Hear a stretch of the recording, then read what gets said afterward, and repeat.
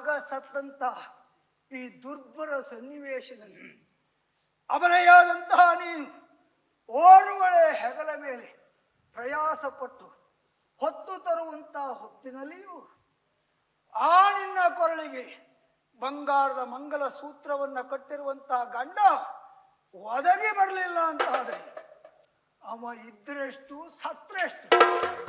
ಆ ನಿನ್ನ ಗಂಡ ಸತ್ತಿದ್ದಾನೆ ಅಂತ ಹೇಳಿ ಗಂಡ ಸತ್ತ ಮೇಲೆ ಬಂಗಾರದ ತಾಳಿಯೇ ಆದರೂ ಕೊರಳಲ್ಲಿ ಬೆಲೆ ಇಲ್ಲ. ತೆಗಿ, ಎಲ್ಲಿಯಾದ್ರೂ ಅಡ ಇಡು, ಹಣ ಕೊಡು, ಹಣ ಸುಡು. ತಿಳಿದಳಾಗಳೆ ತನ್ನ ಮನಧಿಪತಿಯಲ್ಲ ದೊಡೆ ಚಲುವ ಮಂಗಳ ತಾಳಿಯುವುದ ನೆಲೆಯರಿತು ಶೊಪಚ ಕೇಳುವುದುಂಟೆ ಎಂದೆನುತ ನೊಳಿನಾಕ್ಷಿ ಮರುಗುತು ಸುರಿದಳು.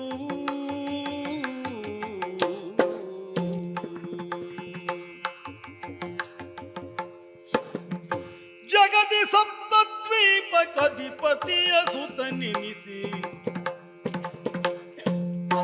ಜಗದಿ ಸಪ್ತದ್ವೀಪ ಕಧಿಪತಿಯ ಸುತ ನೆನೆಸಿ ಹಗೆಯಾತೆ ಸುಡುಗಾಡು ನಿನಗೆ ಮಗನೇ, ಹಗೆಯಾಯ್ತು ಸುಡುಗಾಡು ನಿನಗೆ. ಬಗೆಯ ತಣುಗನ ಶೊಪಚನಾಣೆ ಇಡುವಂತಾಯ್ತೆ, ಬಗೆಯ ತಣುಗನ ಶೊಪಚನಾಣೆ ಇಡುವಂತಾಯ್ತೆ. ಮಗನ ನೆಲದರಿಗೆ ಇಲ್ಲ, ಮಗನ ನೆಲದರಿಗೆ ಇಲ್ಲಾಯ್ತ.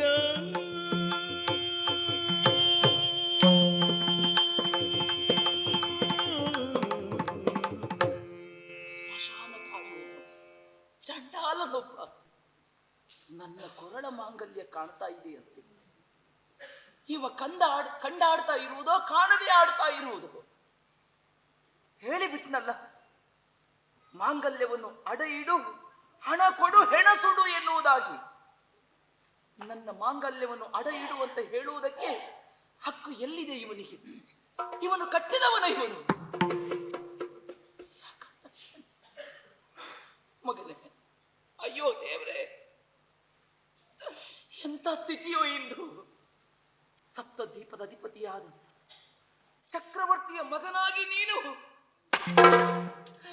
ಇಂದು ಸ್ಮಶಾನದಲ್ಲಿ ನಿನಗೆ ಒಂದಿಷ್ಟು ಸ್ಥಳ ಇಲ್ಲದೆ ಹೋಯಿತೇನೋ.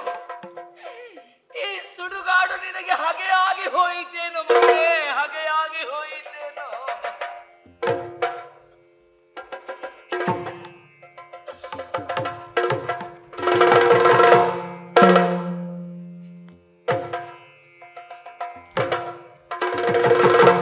ಯಾರ ಮಗ ಯಾವ ಪುರ, ಯಾರ ಮಗ ಯಾವ ಪುರ, ಯಾರ ಮಗ ಯಾವ ಪುರ ಗರುಡಬೇಕೆಂದ.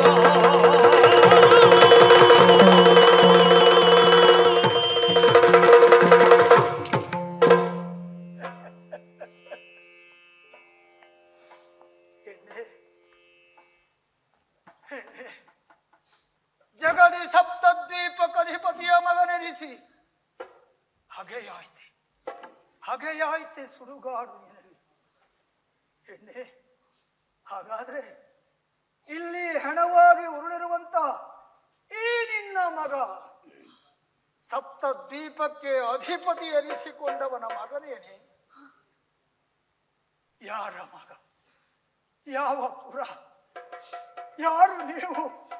ಹೇಳು, ಹೇಳು, ದಯವಿಟ್ಟು ಹೇಳು. ಧಾರುಣಿಯೊಳಧಿಕವಾದ ಅಯೋಧ್ಯಾಪುರ, ಪಟ್ಟಣ ಕುಮಾರ ಕಪಿತ ಹರಿಶ್ಚಂದ್ರ, ಪಟ್ಟಣ ಕುಮಾರ ಕಪಿತ ಹರಿಶ್ಚಂದ್ರ.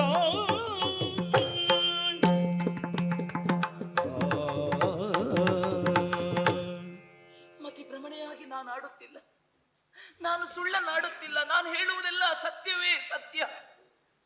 ಸಪ್ತದ್ವೀಪದ ಅಧಿಕಾರಿ ಚಕ್ರವರ್ತಿಯಾದಂತ ಹರಿಶ್ಚಂದ್ರ ರಾಯರ ಮಡದಿ ನಾನು ಇಲ್ಲಿ ಸತ್ತು ಬಿದ್ದಿರುವುದು ನಮ್ಮ ಮಗನಾದಂತ ಲೋಹಿತಾಶ್ವ.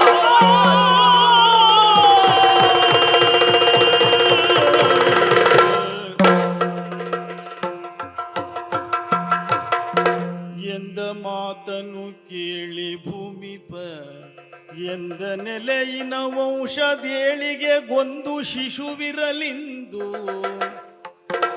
ಮಡಿದನೆ ಮಡಿದನೆ ಮಡಿದನೆ ಶಿವ ಶಿವಾಯನುತ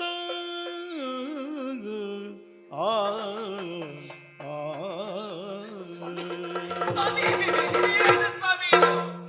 ಏನು ಸ್ವಾಮಿ ಯಾಕೆ ನಿಮ್ಮ ಸ್ಥಿತಿ ಹೀಗೆ? ಅಯ್ಯೋ ದೇವ್ರೇ. ಚಂದ್ರಮತಿ, ಮಗನನ್ನು ಚೆನ್ನಾಗಿ ನೋಡಿಕೋ, ತಂದೆ ತಾಯಿಯಾಗಿ ಕಾಪಾಡು ಅಂತ ಹೇಳಿದ್ದೆ. ಆಗ್ಲಿಲ್ವೇನೆ? ಇಲ್ಲ ಸ್ವಾಮಿ, ನನ್ನದಾಗಲಿಲ್ಲ.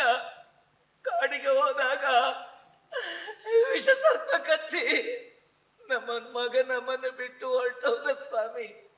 ಚಂದ್ರಮತಿ, ಅಪ್ಪ ಯಾವಾಗ ಬರ್ತೀರಿ ಎಂದು ಒಂದು ಮುದ್ದಾಗಿ ಕೇಳಿದ್ದ.